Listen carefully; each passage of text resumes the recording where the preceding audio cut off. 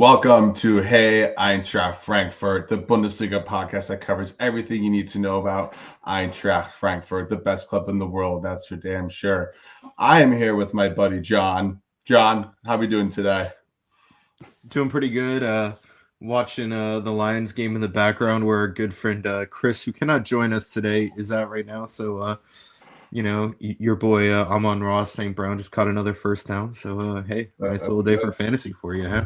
Yep, that's a nice little fantasy football talk here. But it is October 20th. It is, halfway through the season now. We took a little bit of international break, as you would call it here on the podcast.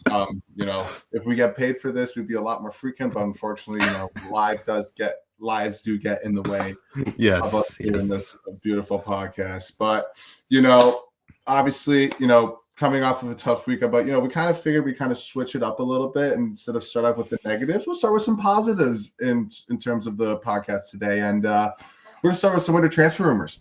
It is October 20th, like I mentioned. The transfer window does not open for another 2 weeks. And John, I'm not going to lie to you, it's 2 months. I need a little bit more of a pep up right now. So instead of talking about the diva as we love and enjoy, I would have switched up and talked about some transfer rumors here. Hell yes, absolutely. No, yeah, let's talk about it because we've barely begun this season. Well, I say barely. We're a quarter of the way through at this point, and the rumors are already flying. Yeah, it's crazy. It's crazy. And we're not panicking either. We're not panicking. Nothing's crazy. No. We're just fine. For sure. And unsurprisingly, almost every transfer rumor that we're involved with has to do with bringing in either a central defender or a central midfielder. Yep. And so we've been linked to some interesting names out there. Jan Oral Bisek from Inter Milan. He's a German international center back. Wonderful player who's not getting some playing time there. Yeah. And then in the midfield, you're talking Vitaly Janelt from Brentford, Rafael Onyedika from Club Brugge, who we ultimately failed to sign in the summer. Ismail Decore from Strasbourg, going back to the French well. So lots of interesting players here. A lot of movement, because I feel like these are definitely all like fairly young players that we need to kind of cover right now, because our bench is kind of getting on the older side with Shkiri and Gutsa, and it's getting tough out there, and we need to definitely continue our depth. We're still paying. Sorry, not even paying Dahoud. We need to start getting our guys a little bit younger, but it sucks because we had people like Mbembe and everything like that back there who I thought were great, and obviously without the playing time and everything like that, it's just tough to have them that consistency and even getting in the first 18. Yeah, and talk about a guy like Mbembe. It would have been cool to try him out more in that central mid position rather than in a more attacking position, just to see if he could play that. Obviously, he's gone to Brest now, actually scored over the weekend. Right. And now we're playing like Farshaibi in that position, which somewhat works, someone doesn't really work. So it's one of those things where I think we do need to bring in a player in that position. And Janelt, he's a bit older. He's been with Brentford for a number of years now. But the other guys like Decore and Onyedika, Onyedika is, I think, 26 now. So not young, but exactly. He's in his prime. And, it's still young enough where he's not going to decline over the next few years. And a player who is playing very well should be a regular on the Nigerian national team. But obviously, Nigeria has very interesting roster decisions here and there. So, cool. If we were able to bring him in the winter, that'd be awesome. I do worry about the price on him is the only thing there. But I was just gonna say, I feel like, but he may be one of those players that he has a good 3 years with us, and he's still good in his 20, at 29, and we sell him at maybe just a little bit dip than what we got him at. Right? No, that's exactly how I would think about it too. And again, he's coming from Club Brugge, who. They're a Belgian league team. They're a very good side, always in the Champions League, but consistently playing in Bundesliga. And because we're in Champions League right now, that does increase your profile a little bit, and also keep the sell-on price pretty high to a point where even if we did keep him for 3 years, assuming we transfer for him. This is a big if. There's still value there. Yeah, exactly. But it'd be fun. It'd be exciting. Remember, this could be fun, exciting times right now. Yes. This could be fun. Fun. He's absolutely a player I would love to target, though. On the flip side of things, a lot more talk about Batshuayi, which seems like it's another deja vu moment from the summertime. Yeah, it's like, but this time it seems like more of it could be just a mutual, agreement of parting ways, which would be a little surprising, but at the same time, I feel like with big name players like that, it's not as surprising. Not that he's a Class A, but Class B, or B lister. Yeah, exactly. And he's a guy who's moved clubs a lot recently. I mean, he went from each of the big three Turkish Istanbul clubs within like 3 years of each other. Yeah. Before joining us, and there were some rumors over the summer that he was going to leave, but ended up staying on. Obviously, this weekend he didn't even make the trip to the stadium, which I thought was a little funky. So I could definitely see him leaving, whether it's a mutual contract, termination, or if someone is willing to pay us like 500,000 or something for him. I agree. We'll see what happens with that. I didn't know that about he just didn't show up at the stadium. Yeah, but apparently he and Buta didn't even go to the stadium, and I don't know reasons for that. Maybe they could have been sick or something, but it seems weird, especially for Batshuayi, who could have been used late in that game.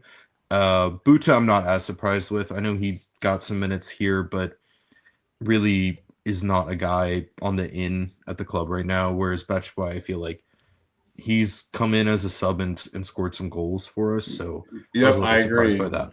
Compared to the other guy who's also maybe on the outs is Wahi, who is probably one of Crush's first flops so far. Certainly the highest profile flop. Right? Yeah. He still hasn't scored a goal for us. At the end of the day, that's not good when you are a record transfer striker. I wonder if Crush is going to end up putting him on loan just so he can get some goals and anything like that, and then we can maybe take a loan to buy option or in some sort of way just to save some sort of cash. No, I know, and I don't know what the solution is there. It's it's like, who is going to take him as well, and how much are they going to be willing to pay? I definitely could see a loan with a buy option. I think that's probably the most likely with most winter transfers, right? You don't get a lot of permanent deals, and especially for an underperforming player like Wahi, who has shown some potential in the past, although that was multiple years ago now. It's certainly one that it's going to be hard to find a buyer, but there will be one out there for sure. Exactly. And it's not like he has some insanely high salary. So and somebody's going to need a strike at the end of the day. And I always feel like, especially with the French, if there's something with the French strikers and French players, but they always got some sort of way back into the league, or even go back down to the Serie A or anything like that. So we'll see though. But yeah, that's definitely one of Crush's biggest flops, whatnot, but would not taint anything with that. Nobody's perfect in this world. I guess Crush is human now, apparently too. So maybe that's a little bit of a red flag that we have to throw up. I think his human is definitely showing with the lack of defensive transfers over the summer as well right now. Yep. That's right. All right, John. I think we've trolled our listeners enough. I think it's time to go into this dark hole that we've kind of put ourselves in. And I'm thinking about this now. And the last time we were on here, I don't want to blame us for jinxing it, but did we jinx it? Did we say, the diva just showed up for a second and then it was all fine and dandy? And then, it was after that Union Berlin game where we're like, all right, the diva showed itself, but we fought back. These are good signs. And then since then it's not been a good ride. It's been tragic. But we're gonna start off from Freiburg and somehow work our way through here. This is gonna become halfway of a therapy session for us, probably for our listeners as well. So we're gonna be in this together. We're all Frankfurt fans and we love them. We fucking love them for sure. But holy fuck. Oh my God, John. I mean, I think the diva has fully arrived here. I think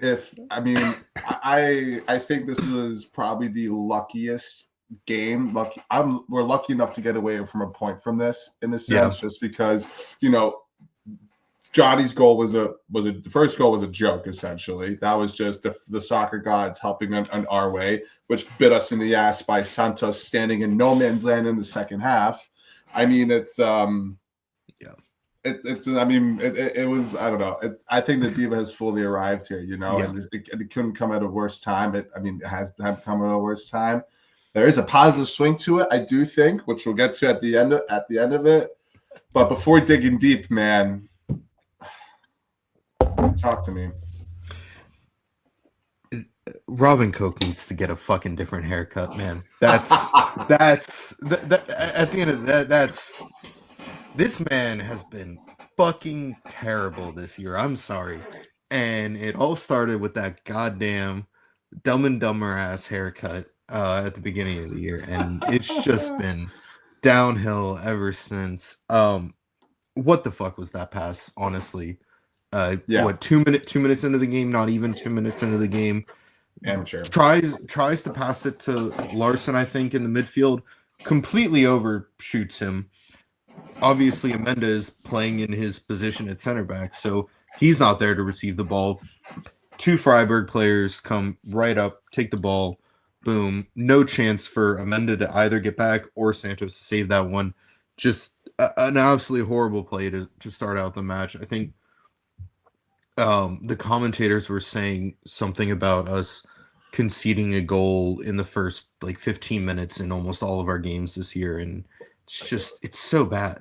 And that's why we have most goals conceded against us in both the Champions League and the Bundesliga. I mean, the fact that you try to pass it between 2 defenders in that kind of small space, and it's just, it's an amateurish pass. That's some shit I do as a D3 player on a regular basis. Right.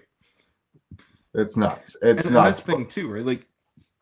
He could have made that pass to Larson, but it's not a good pass to make in the first place. So we'll start off there on the defensive line things. Nnamdi Collins on the bench. Are we resting him in that situation? Was it because performance based? I think it's performance based. Yeah. He hasn't been good, to be completely honest. He really just hasn't been good enough recently. And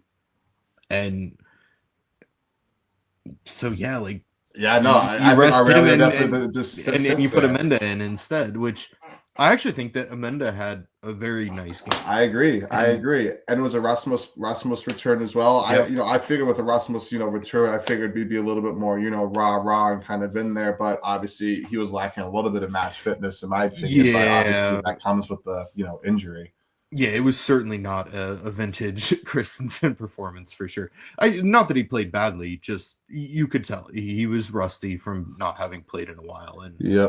And that's fine. And then took a little bit of an injury scare closer to the end of that game. But I was worried for a second, but thankfully he was okay.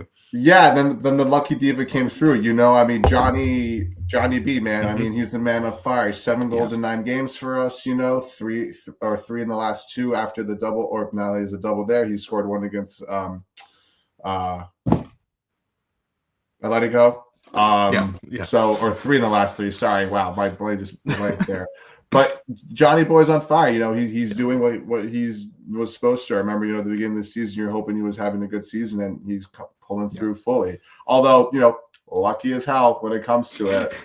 He won the ball back, and then somehow the ball bounced his way, and he scored the first goal. So we'll take it. That first one was funny, right? Because when I first saw the goal, I was like, oh shit, what a pass from Uzun to Burkhart. No, that was just a ridiculous deflection off the Freiburg defender. Yeah. Soccer gods just blessed us, blessed him with that. And he made it an okay first touch, and then his finish on the second touch was absolutely clinical for that first goal. Striker's finish. Yeah. That's a number 9 striker right there. It's gonna get dangerous here, but I'm not saying this right now, but if I were to say this, I may do a situation I did with Kevin Trapp as being the number 1 German goalkeeper for the World Cup. Johnny Burkhart should maybe be the number 9 for Germany at some point. That would be he certainly has to have an argument, right? And yeah, a lot of that comes down to the lack of depth or the lack of high end depth at the number 9 for Germany. right. You know, there are players there. Whether it's Voltemada's also having a good good season as well. Voltemada's who I think will probably end up grabbing that. I mean, obviously you've got Undav there. Kai Havertz, when healthy, has not been terrible in that position. But I know, yeah. Different conversation. It is. Anyway, but at the end of the day, yes, Burkhardt should by the end of the season be in the conversation for that Germany World Cup squad. Yeah, without a doubt. He's definitely flying through right now. And even that second goal, I mean, that was it was an unlucky touch and stuff like that. Although Can Uzan deserves all the credit for that second goal, you know, getting out of the second half, passing it to Nathaniel Brown, and then Nathaniel Brown doing the simple thing, passing it across. Yeah. Well, no. He got it to Chaibi, who passed. Chaibi, yes. But Brown nearly got in Burkhardt's way and caused him to miss it. Which I think Brown is kind of the reason that Burkhardt almost flubbed that shot. But it kind of worked out because Atabolu was going the other way, and so that little flub just kept it going to the right side, and he wasn't able to get back in position at all. And so. Almost an easy tap in with even a flubbed shot. So, and that was the thing too. Like, you know, it was 2-1 at that time. You know, we're leading, but like I didn't feel like we were dominating. Like it didn't seem like we were comfortable whatsoever. I mean, Freiburg was dominating majority of the time, and then once they started making their substitutions, I mean, even when Igor Matanovic was in there, it started getting freaking complicated for us. And then, I mean, once momentum came in, then comes in mental mistakes and the 2-2 free kick and. That's not a good free kick, man. That's just a terrible positioning from Santos. It's horrible. It's absolutely awful. Yeah. I think even before that free kick, that second half was god-awful from us. We barely had the ball in their half for any of it at all. There was just no control. There was no passing. There was no bite to our game at all. And we were just begging for an equalizer. Thankfully, we were defending well enough that somehow that we were able to keep them out. And then they get that free kick. And you see Santos move Götze and Brown, who are two of the shortest dudes on our fucking team. Why are they a two-man wall against the Vincenzo Grifo free kick? And then the ball went around it. He could have put two ends there. Wouldn't even matter. I know. But even if if Santos had left them in their place initially, then it would have been in the path of the ball. It still probably would have gone over them because they're short. But he moved them over. They weren't even at where the ref freaking drew the line, and then Santos is standing way over to the side, just watching that thing curl in with ease. I mean, it was. Completely atrocious. It was absolutely horrible. It just wasn't our game. It was just full diva effect. I felt like, and like not to discredit Freiburg or anything, but like we should be they lot better than Freiburg, But like especially with the team that what looked like before we played Atletico, like we definitely should be a much better team. And I agree with you, man. I mean, like I said, we'll get to this in the Liverpool game and stuff like that. Like we're scoring a lot of goals, and with the amount of goals we're conceding right now, but it's getting a little dangerous. It's not sustainable. I feel like No, it's not. And with the way we're playing, I don't know if the goals that we're scoring are sustainable. It seems like we're getting kind of lucky in a lot of these games where we're scoring on a lot of our chances and not creating enough chances to make that a sustainable amount of goal creation. And that's what I worry about, even though I think we have the players to make that a sustainable model of just outscore the opponent. That's not going to win us the league. It's not going to win us Champions League, but it's going to put us in a position to qualify for Champions League again. And that's ultimately the goal at the end of the day. And I just think we need to play a lot better. And part of that's defense, and part of that I think has to do with the midfield and just we need to be better in that position right now. I mean, I agree with you. We just really talked about how both the goals are lucky as hell, so the stuff not as sustainable of that. And that's actually kind of what I get into now with the midfield because, youth is great, awesome legs, not so much tape on them. Obviously Nathaniel Brown, Chandler Zahn, even Ritsu Doan, everyone's awesome. Everyone's great. Now Shkiri's healthy. Now Guts is healthy. They may not be the best players in terms of like skill basis, but on a technical basis and a leadership basis and in terms of playmaking situations. Do we think we should put at least one of them in there as the old go-to just to like kind of lead this midfield? I think there's no reason not to be playing Shkiri in league matches. I think that starting at least. No. I think he should be starting league matches. Mm-hmm. He obviously doesn't have the legs anymore to be playing league and Europe every week, right? So you can't. You have to choose one of them for him. And quite frankly, league is more important than Champions League right now for us. It'd be great to do well in the Champions League, but we're not there yet. We're in a position to be a top Bundesliga club if we play well enough. And I don't see why you wouldn't play Shkiri over a Chaibi. Or maybe give Højlund some chances. I mean, what does he have to do to get a start here and there?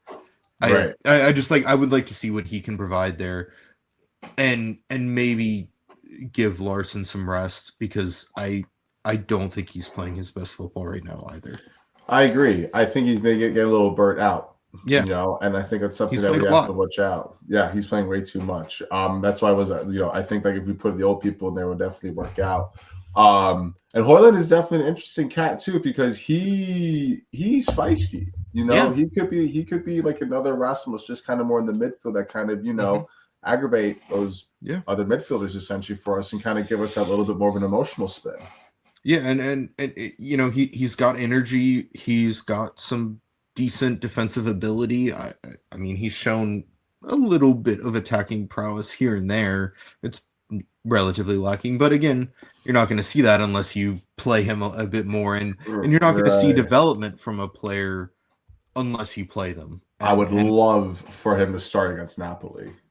Ooh. Because why not? Because that would be a great family occasion and a little bit of sibling rivalry in there. Absolutely. And that's a game. It's going to get scrappy when we get to that point. And I think that he's a bit more scrappy than a lot of our other options. So I agree. Yeah, I would like to see him in that one when that comes up. But yep, I agree. But overall, pretty much, we kind of got lucky with getting away with 1 point, in my opinion. Yeah, I would agree with that. And onwards and upwards. Now we're sitting in 7th place. It's we've only had one win in the Bundesliga in our last 5 games now. And, like we said earlier, we have the second most or the most goals against us right now. Yep, we're sitting at 18 with most goals against us. So, but like I said, we score 19 goals. A lot. Second most in there. Johnny B is, not saying it, but almost sure he's under the striker, but I'm not saying it right now. Any other final thoughts before we look over the other Bundesliga matches here, John? I think the only thing else I would say is I was hoping maybe just from a personal standpoint, because it's his former club, a little bit more from Ritsu Doan, and I thought he showed well in that match, but you could tell that Freiburg wanted to keep him quiet, and early in the first half they couldn't, but as the game went on, they were able to shut him down a little bit, and I think that ultimately stifled our attack. And I think if we go forward and teams don't focus on him as much, he's going to continue to do some damage as he's shown early in the season so far. And I agree. We'll see, though. I mean, I think it was a little bit of an emotional standpoint for him too, and I think he was probably being a little bit more. Yeah, and he got honored before the game and all, so exactly. it's a big occasion in that, right? It gets to your head and all that, exactly. But yeah, I guess just to let's just know around the other league, it looks like everybody kind of took care of business in terms of like Leverkusen with Mainz, Leipzig with Hamburg, the Klassiker, obviously Bayern wins it, again, shocker. Any surprises on your end here at all, John? I don't think so, right? I mean, yeah, you talk about Der Klassiker out here. Yeah, it's just when's the last time Dortmund's even won one of those? I think maybe the only surprise could be Hoffenheim beating St. Pauli 3-0. Yeah. Just because I think Pauli's played decently early in the season. I think Hoffenheim has played well, but they looked really good in that game. Like they completely outclassed St. Pauli at St. Pauli, and yep. And their side I expected not to be that great this season, but I mean, maybe Dildo Speechman has the team playing well now, so we'll see. We'll see. And then Gladbach couldn't get a win away with their new coach, so we'll see if those struggles continue on their end, and they'd be a surprising team that gets relegated.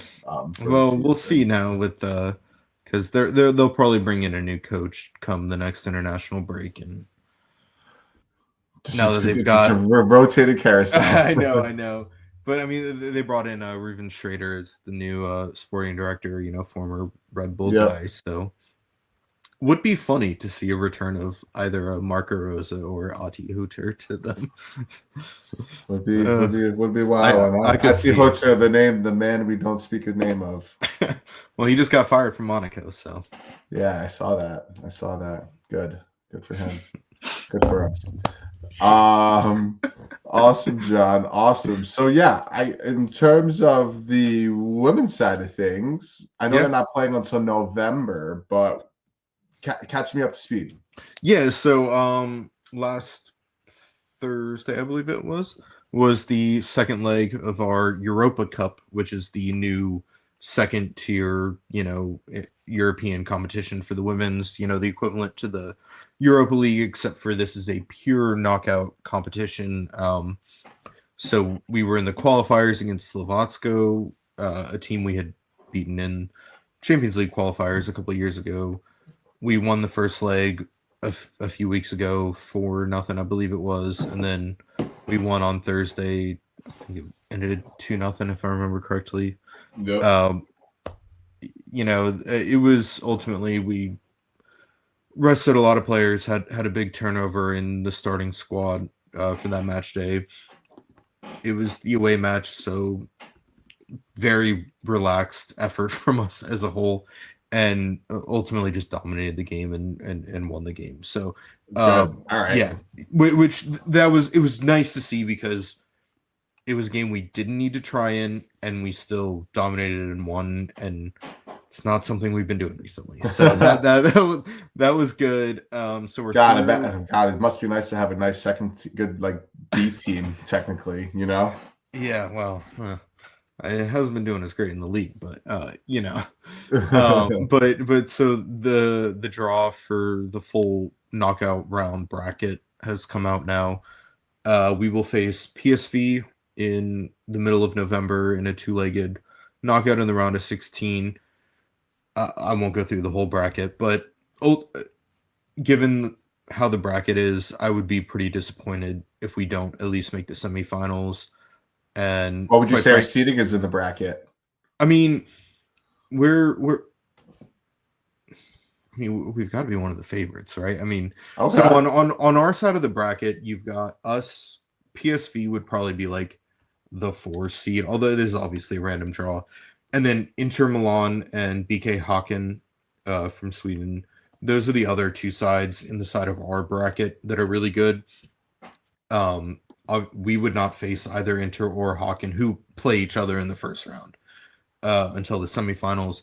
And then on the other side of the bracket, you've got Sporting, you've got Ajax, and you've got whoever Ajax is playing. I can't remember at this point. But Ajax has to play someone really good, and then the winner of that has to play Sporting, who is also very good. So there's a real possibility for us to win this competition.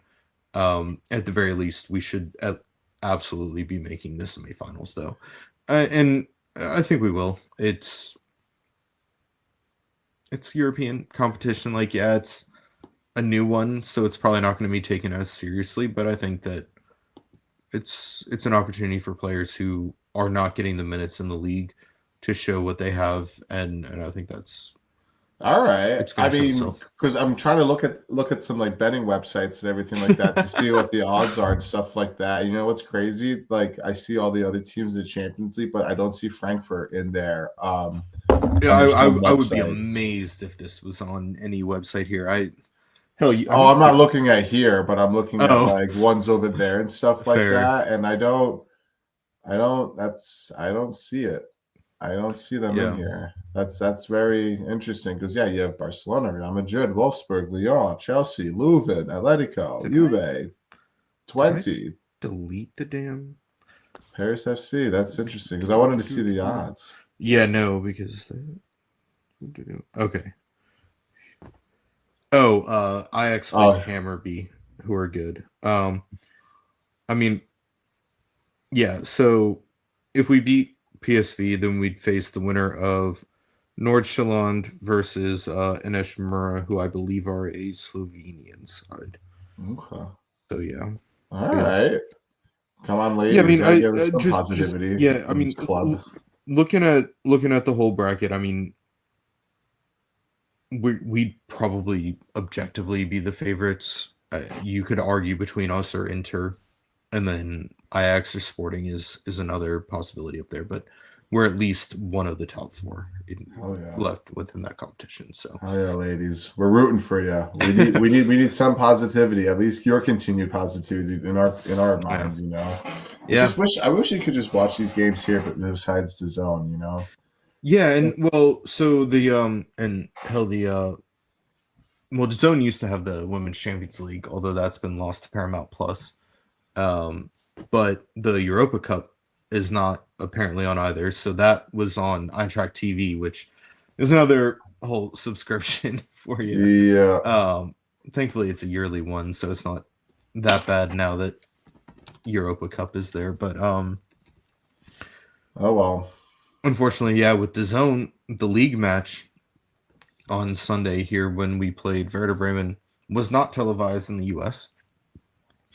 There was a Bayern and a Wolfsburg match on Sunday. So we got relegated to the no broadcast zone. Thankfully, came away with a 2-0 victory over Werder Bremen. Pretty heavily outshot them as well. So good showing from the Frauen on Sunday.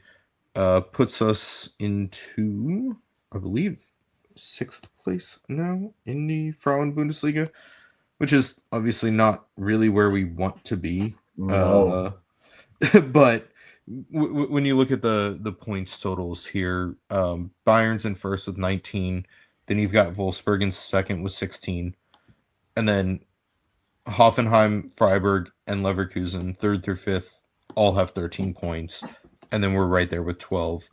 Union Berlin and Werder Bremen are right behind us with 10 points. So, you know, it's not been the best start to the Frauen Bundesliga season for us, for sure. But we're still right there in competition for that 3rd place spot.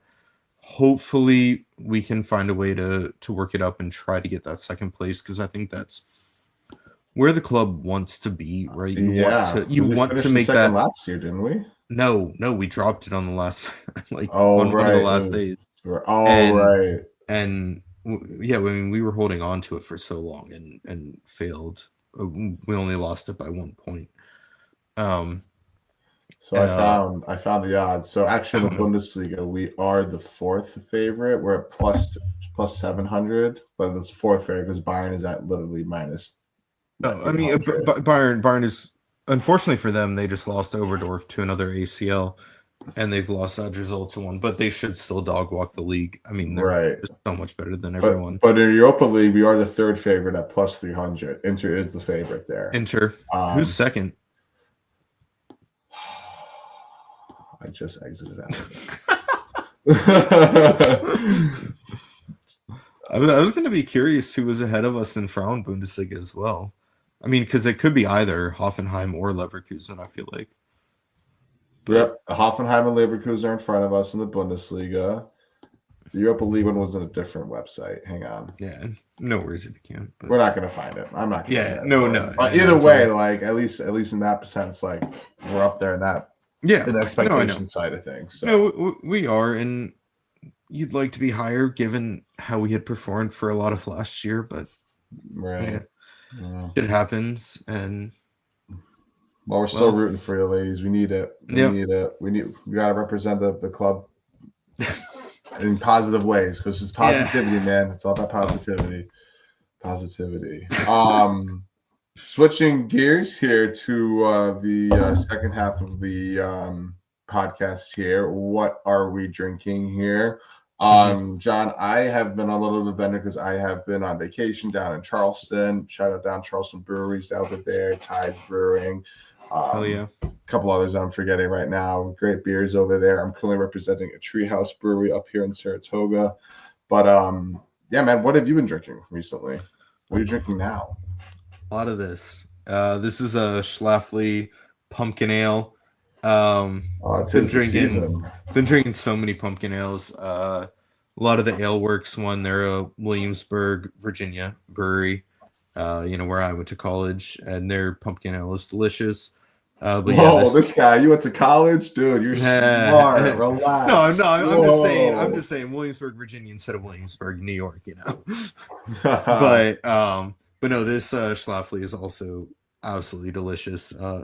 Way too high in alcohol, but that's okay. And it's never a problem. Oh man. I mean, sometimes, but I think I remember having one. I'm not a big pumpkin person, but I remember getting. I think I turned 21 or 22, and beer was like your gift essentially. And I think I got like a pumpkin beer, and it was like. I think like a 10% or something like that. Shit, okay. And I was still living at home, and I had one of them. And I was supposed to pick up my mom from the train station. I couldn't pick her up. I was like, Mom, there's no chance. This one's 8%, and I know the Ale Works is like 7, low 7s. So but I don't know. I love the pumpkin ales. They fit the season. Taste good. I'm a big fan of pumpkin spice and pumpkin flavor. So. Yeah, I don't know. I need to get into that, but no, you don't. Yeah, I'm good with that. don't need to turn into middle-aged white woman kind of stuff. I'm not gonna say my wife also got someone with they put the pumpkin spice around the rim and stuff like that. I see Johnny Boy right there too. Oh man, awesome, man! All right, awesome. So. You're probably gonna be drinking that. You're probably gonna be drinking that during the game on Wednesday now against Liverpool. I'm not gonna drink because I'm gonna try and keep it sober. Probably won't happen because as soon as kickoff happens, I hear the music. How often do I get to drink a beer when Frankfurt's in the Champions League? Right. But let's talk about it. Eintracht Frankfurt, Liverpool, Deutsche Bank Park, Wednesday, 3 p.m. Eastern time. Yes, sir. Liverpool is. I think we all know them. I think they're kind of like okay with team. I'm just fucking kidding. They are obviously incredible. They are a juggernaut, right? Yeah.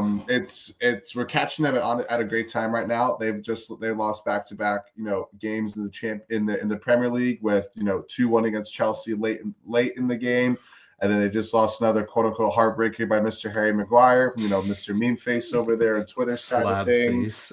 And John, it's kind of weird because I think it's more about them than us in this game because I don't know whether this is going to be a get-right game for Liverpool and we're just going to get thrashed 6-0, or they're going to have these continued worries and we come out with a late winner just like Man U and Chelsea.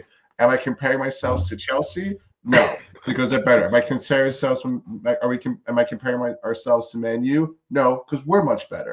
So I don't know where we're at with this, John. I have some thoughts, but I want your thoughts. It definitely feels like it's more about them because we're in America. Everyone talks about the Premier League, and so people react to the Premier League winning Liverpool side who started off the year flying and now are playing some absolutely terrible football. Terrible football, obviously not. Right.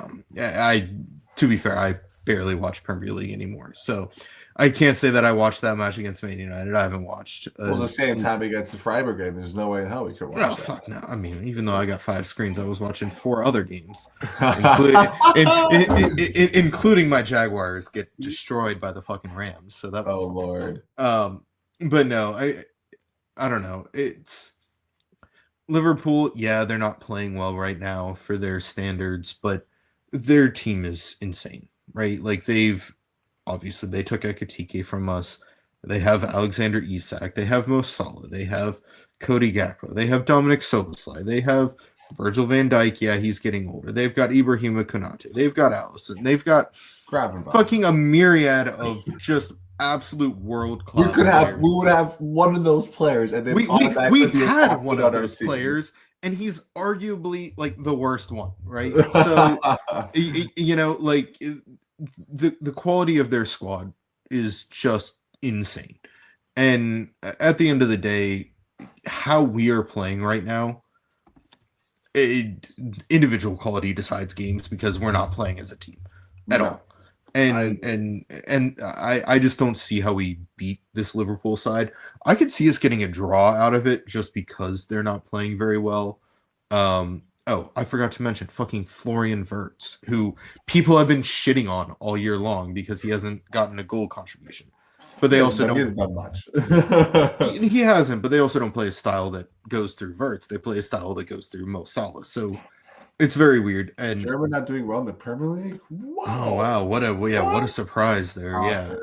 It's almost like they shouldn't leave the Bundesliga. I agree. It's crazy. But no, I agree with you, man. All those side of things, like it's no matter who it is, it's still Liverpool Football Club. You know, it's a team that everybody knows. They're global, and they're playing us. They just won the Premier League. They just got to the quarterfinals of the Champions League. But at the end of the day, this is a European night at the Waldstadion. So, and I think that makes a huge difference, right? Exactly. Being at home makes a massive difference for us. The atmosphere in Frankfurt, you know, on a European night is just so special. It's going to be unmatched. The tifo is going to be crazy. I do think that we can get a draw out of this game. I don't know if it's going to happen, but I think we can do it. So here is my whole spins on of us having a shitty defense because, like I said, we have a great offense with Johnny B.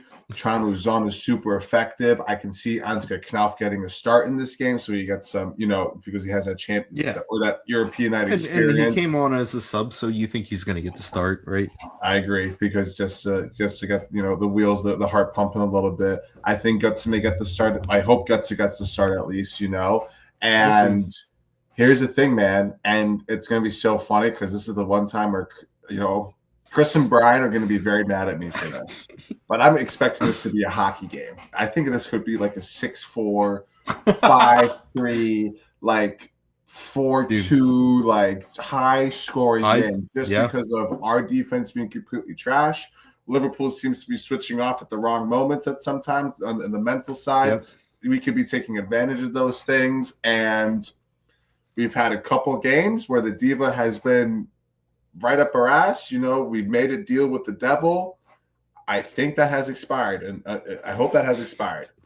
And like you said, I think that will expire as soon as the players walk through the tunnel, see the tifo, hear the Champions League music again, and, you know, it's, you know, fucking, you know, ready to go.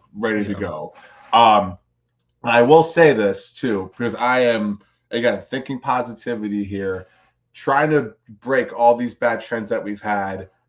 We really haven't had the best home games against big opponents. And that started with Tottenham towards the end of last season. We got thrashed by Bayern. We had a good win against Leipzig, which as I guess is proving to look good right now because Leipzig is doing well. But like I said, we haven't had good wins against big opponents at home yet. Yeah. I mean, yet. That's what I'm saying. Big yet. You're picking up putting down, John. You're picking up what and putting down. So yeah, who would you like to see? I guess in the lineup essentially, because I just mentioned Knauf got get some experience in there. Do you want to keep the experience? I mean, I think. Do you want to shuffle the defense a little bit here? I don't know. I would definitely play Knauf because I think that he deserves the chance to start in this, given his performances for us in Europe in the past. I kind of would like to see Uzun start over Götze, just because I think he's got a little bit more. Uzun starts. I want to be clear. I want Uzun and Götze to start at the same time. Oh, that's a tough one though, right? Starting both of them, because then who do you take out? Ritsudo. Start Götze further back, and yes. I do actually. You know what? Götze helping out Uzun a little bit. Götze doesn't have to run forward as much. As, he can literally sit there and be a little shoddy, little Iniesta situation. I would not hate that. I would not hate that at all. Okay, yeah. Him starting further back, I would not hate that at all. Yeah. And then it's like, do you do the back four? Do you do a back five? Like, because obviously we did a back four, but it was with Nathaniel Brown still in the lineup, so that was an interesting one. Right. And Collins still being hot, essentially, still being good at that time. I almost want to see a center back pairing of Teat and Amenda and just bench Robin Cook. It will not happen. It will not happen because he's the captain. But see, I think in this case we still have to keep Teat back there because the only other option Teat has to start. Right, and I think Nathaniel Brown. If we put Nathaniel Brown the wing back there, I don't think he'll hold up as well. Well, no, yeah, especially against Salah. Yeah, no, and that's fair, right? Like, because Amenda started like Teo was playing the left back, and so Brown was up, and like Brown's defensive ability for sure is somewhat lacking occasionally. So you don't want him playing as a full-on left back in a game like this. Exactly right. Especially coming down the wing over there. That's a tough one. So I'm not gonna lie. Unfortunately, I think we have to stay at the same four as we did. Freiburg with Teat, Amenda, Koch, and this, and then this is probably hopefully the worst game that Koch played. You know what I mean? Hopefully. So it can literally only go up from here on out. And I do believe it. I think it is going to be a fun. I wouldn't be shocked. Like I said, it's going to be a high scoring game. Wouldn't be shocked if you score because Liverpool sucks at set pieces. So fair, could be a great turnaround where he creates an amateur pass to scoring against one of the biggest clubs in the world, the biggest club in the world. A lot of people would argue. But yeah, man, I think we kind of keep it. I think we either drop Chaibi in there and put Götze there next to Larsson, or even drop Larsson, and kind of have him as a sub because he's against Gravenbach. Gravenbach was a thick boy. Yeah. No, I think we have to change something in the midfield for this game. Larsson and Chaibi, if we start them together in the midfield against that Liverpool side, they're just going to get eaten up. Headless chickens. Yeah, no, exactly. Like you need someone who can be confident on the ball, minus just the attacking. Like someone who can grab the ball, be calm with it, and move it to someone else. And I just don't see that with either of them right now. I agree, and I'm praying that Santos is calm. Yeah. And chill. I hope not so. Running off the line and flailing limbs and injuring players, and all that kind of stuff. Do you think Dino goes to Zetter for this game? I was going to ask you the same question because Seti could be level. I mean, dude, this would be his first Champions League game, like first international game ever. Like this would be a big moment for him. But those are the kind of stories you kind of like root for, and I feel like those are a lot of stories that happen a lot in soccer, especially. So like I don't think it would happen, but I think Seti would be the nice calm starter back there. Yeah, it's a tough one for me. Holy fuck, Jahmyr Gibbs just, what is that, 70-yard run? Oh my lord. Anyway, it's one of those where 78 yards. where like Santos, he hasn't been great, obviously.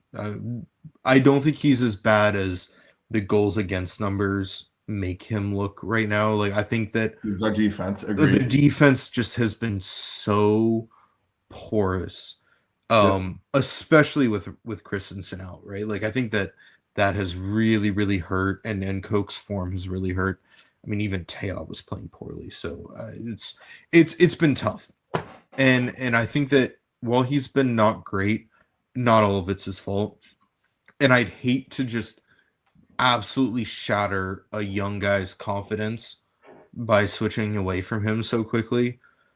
But if results just don't turn around for us, like, do we have a choice in making some kind of change? Because there isn't really there aren't many other changes we can make significantly to our lineup that are gonna change things around before the winter window. So I agree, and I think we were joking about that with the winter transfer segment at the beginning of the show, but I do think the goalkeeper route definitely is the way we should be going with Marcos Costa. And I was saying at the beginning of the season, although it was kind of late notice for us with Trapp deciding to leave and whatnot. But yeah, I'd be shocked if we don't make a big purchase for a big keeper, or I'm not too sure what the youth development program is there, but even if we bring somebody down from there up, and could be a player for us. Like, I think the keeper, we need to invest in the keeper side of things. I think for sure. Yeah, I mean, I know we've got Simone back out on loan at some Svita or Trotili good club. I don't know. Okay. But and he looks like a promising talent. But yeah, I think that, and we've got this one like Serbian German dude, Siljevic, or I think is his name, in the youth who looks decent. But it's definitely a position that you would like to see invested in a little more heavily. And I think that goes for almost any club, where it's a position that is super important and yet often overlooked. Yeah. Because a lot of clubs find their keeper and stick with them for so long that they overlook developing further in that position. And so, I agree. And we're historically been the club who's had great keepers with Nikolov and Kevin Trapp, Yep. So absolutely. Would like to see that trend going on. But back to the Jame. Wow. Back to the Jame gone. What are we thinking in terms of final score? I am going to say 2-2. 2-2 against Liverpool. 2-2, good guys. I like that. All right. Yeah, that's the most positive I can be about that one. I think I can't predict a win against a club that has the skilled players that they do. But it's a European night at the Waldstadion. I also can't bet against us pulling one out. Magic can happen. I mean, heartbreak can also happen. Don't get me wrong, but magic can happen, and I think it's. Well, that's the thing. I don't think for us heartbreak can happen here, because even if we lose 5-0, like we did with that Let's Go, it's not really heartbreak. Right, it's Liverpool. Yeah. Wow. No, you're not wrong. You're not wrong. And I think that defensively for Liverpool, there are areas to attack for us. Like, and that's why I was saying, I think earlier, where it's going to be like a hockey game, where it's going to be a high scoring situation. There's practically no pressure on us whatsoever to even, get a point out of this game. So we have literally nothing to lose in this. We're both coming off, and we're both looking to find some sort of form here. Like, honestly, if I was, Tup Miller, I would talk about the tactics and stuff like that, and, figure out your markings and everything like that. But at the end of it, I'd be like, boys, let's just play a game of some awesome soccer. Soak it in. You're in the Champions League. It's just a Wednesday. Like, be that kid you were like be a little kid. Dream about that moment and just have some fucking fun. And I guarantee you, it's just, I think this one just would be more emotions than strategy at that point. And we could pull off what we did against Barcelona. We could pull off what we on the sometimes basis with Bayern do. I think it'll be a high score game. I want to predict like a 5-3 or like a 4-2 or something like that. But I don't know who the winner would be. But yeah, I think that's my prediction. I'm just going to say 4-2, and I'm just not going to predict who the winner is. I love it. Allowed. Hit the over in that on the betting side of things. Anything's allowed. You're the host, so it doesn't matter. I'm actually, you know what? I'm gonna look this up here quickly. What the over is in this? Because if those are like whatchamacallit, like lottery winning odds, then we may be in business here. Oh my God, we're at plus 400 to even win. Liverpool's honestly, I'm surprised it's only plus 400. Like that's. Oh, John. That seems really. All right, total goals. So right now it's actually set at 3.5. So that means 4 goals. 4 goals is what the odds makers are predicting. Yeah, but what's the odds on that? If I did 6, it'd be a plus 425. Not lottery winning numbers, but not crazy numbers at the same time. So it looks like Vegas doesn't think I'm that crazy enough. Fair enough. Awesome, John. Is there anything else we got to cover here for the folks? Well, we do have a Bundesliga match on Saturday. Against St. Pauli, and that one is I forgot if it's away or home. That is at home, 9:30 a.m. on Saturday against St. Pauli. Short rest from the Champions League. It is short rest. It is short rest, but thankfully we don't have to travel for Champions League and we don't have to travel for the Bundesliga match. So that helps. Obviously, a St. Pauli side coming off a big loss to Hoffenheim. They've not been on great form recently after starting the year hot. So I think it's an opportunity to take advantage of a St. Pauli side who are, while I think have some really nice pieces, have some good play style overall. I think it's a chance to pull away a victory, especially without conceding a lot of goals.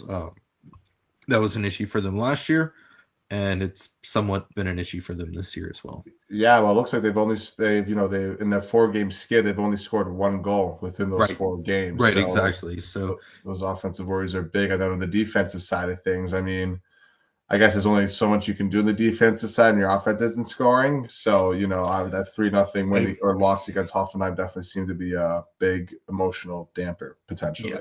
And again, St. Pauli last year had the second best defense in the Bundesliga, despite finishing just outside the relegation spots. So I would be surprised if we poured the goals on like Hoffenheim did this weekend, especially coming off of a midweek game. But I think that it's certainly a very winnable game and get us back up into the European spots on the live table for the Bundesliga. I was going to say, and what's also going to be crazy with this game is it's 2 very passionate fan bases where I can definitely see a lot of fan interference being a potential factor in this game, whether it's like fighting in the violence before the game, or all the tifos. And I'm not even being funny or coy or anything like that. No. It's reality with these people, with the Sao Paulo Raiders. No, it can be. I don't think that fights would be an issue. I think that certainly we could have a pyro delay. Of course, that's probably almost a given in almost any St. Pauli match or any Frankfurt match. To be fair, so. I don't think we're gonna get ourselves one of the Stuttgart situations, which also not from the Stuttgart fans. That was the police, but they are 2 passionate fan bases, and something could happen. I don't think anything will, but it certainly will be a loud game. That's for sure.